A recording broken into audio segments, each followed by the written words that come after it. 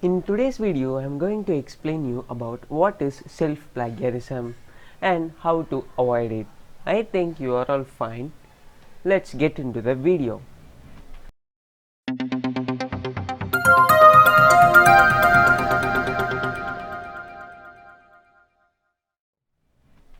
We had already discussed about plagiarism in before topics or videos. In this video, we are going to discuss only about the self-plagiarism. So, what is self-plagiarism? Do you know? Let me explain you. Self-plagiarism misleads your readers by presenting previous work as completely new and original. This is nothing but that we are presenting the other's work or the other author's work as our own, which is called as self-plagiarism. If you want to include any text ideas or data that you are already submitted in previous assignment, be sure to inform your readers by citing yourself. So you have to cite yourself so that you can able to prevent self-plagiarism. Here are some examples of self-plagiarism which may help you to identify the self-plagiarism. You have to submit an assignment from a previous academic year to a current class. If you do this, you will be committing self-plagiarism and recycling parts of an old assignment without citing, using a data set from previous study published or not without letting your reader know. Submit a manuscript for publication, collecting data, conclusion or passages that have been already published without citing your previous publication. And the next thing, which is and publishing multiple similar papers about the same study in different journals. So the previous acts which will lead to the self-plagiarism. And the thing, why self-plagiarism is wrong? Do you know? Do you have any ideas? If you have any ideas about that, please comment us below. Before that, I will explain it. While self-plagiarism may not be considered as serious as plagiarizing someone else's work, so we had already know what is plagiarism. Plagiarism is nothing but the act of copying someone else's ideas as our own. So it is still a form of academic dishonesty and can have the same consequences as other forms of plagiarism. So self-plagiarism shows a lack of interest in producing new work and can involve in copyright infringement if you reuse published work, and means you are not making a new and original contribution to knowledge, and also undermines academic integrity as you are mispresenting your research. So it can still be legitimate to reuse your previous works in some context, but you need to acknowledge you are doing so by citing yourself. So do you know how to cite yourself? Easy. It can be legitimate to reuse pieces of your previous work, but you need to ensure that you have explicit permission from your instructor before doing. So you must cite yourself. So you can cite yourself just like you would cite any other source. First we see the APA style.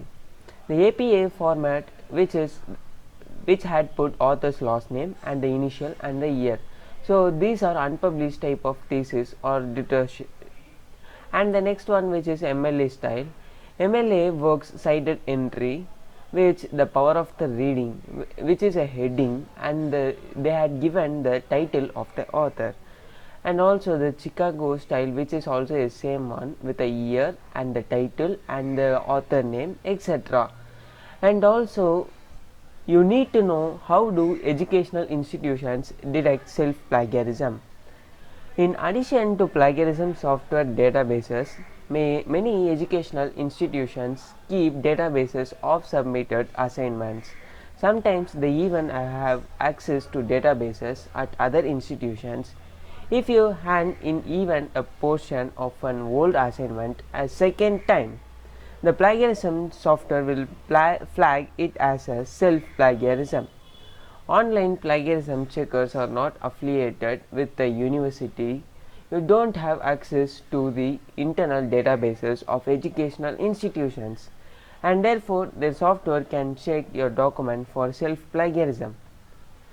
In addition to your plagiarism checker, there are many plagiarism checkers also available, self-plagiarism checkers, so you can able to use them and you can able to prevent self-plagiarism.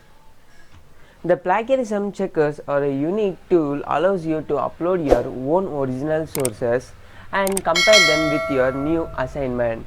It will flag any unintentional self-plagiarism in addition to other forms of plagiarism and helps you to ensure that you add the correct citations before submitting your assignment. So, how can we avoid self-plagiarism? The easiest way to avoid self-plagiarism is not to use your previous work to create a new piece. So you have to create your own work with your own knowledge. However, sometimes that isn't a good solution. It is possible that limited information will overlap when writing about similar topics and you are unable to not include some of the same content. So I will say that self-plagiarism is the most important one and the most disturbing situations of branch of scholarly publishing. Although it is not a theft from other authors, it deprives your readers and other researchers from exploring the pool of knowledge and ideas documented and published in different sources.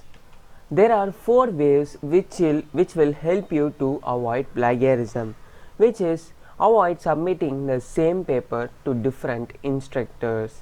And the second thing is you have to review your existing work on a topic before writing a new text, because it may be similar to your current topic. And the third one, which is you should avoid copying and pasting from one paper to another. And the fourth one, which is the last one, which is talk to your instructor before using previous work in an academic setting. Okay guys, in this video we had discussed about self-plagiarism and what is self-plagiarism and why is self-plagiarism is wrong, and I also teach you how to cite your sources. We had already put a video on how to citing your sources, so if you are not watched it, please watch it. And also we had discussed about how do educational institutions detect self-plagiarism, and also I had tell you the 4 steps which will help you to avoid plagiarism. So I think this video will be helpful for you. If you have any doubts and queries regarding to this self-plagiarism or any other content, you may contact us through the displayed WhatsApp number, or else you can comment us below. If you have any other queries, you can visit our website, which will guide you. So I think we will meet you in the next video. If you like my video, please subscribe my channel and hit the bell icon. Thanks for